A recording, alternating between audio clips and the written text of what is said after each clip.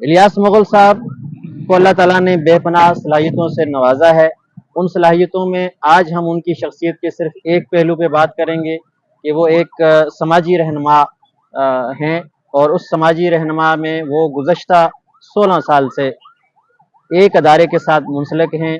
मिलत Kashmir human rights organisation के रोज़ अव्वल से वो जनरल सेक्रेटरी मुंतखब हुए, आज तक वो जनरल सेक्रेटरी हैं।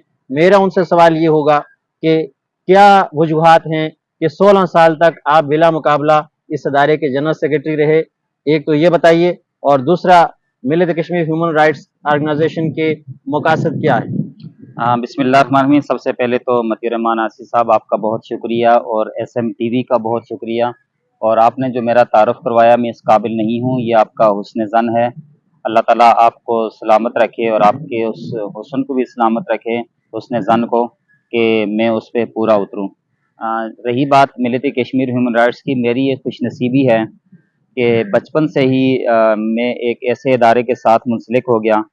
और आसिफ साहब, ये मेरी एक उससे भी बड़ी खुशनसीबी ये है कि जब मैं कराची में आया तो मैं बिल्कुल अकेला था, और मैं 6th क्लास में जब कराची आया, तो उसके बाद ऐसा भी होता है कि जब बच्चे अपने वालिदैन से दूर होते हैं तो उनके आवारा होने का, उनके बिगड़ने के बड़े चांसेस होते हैं।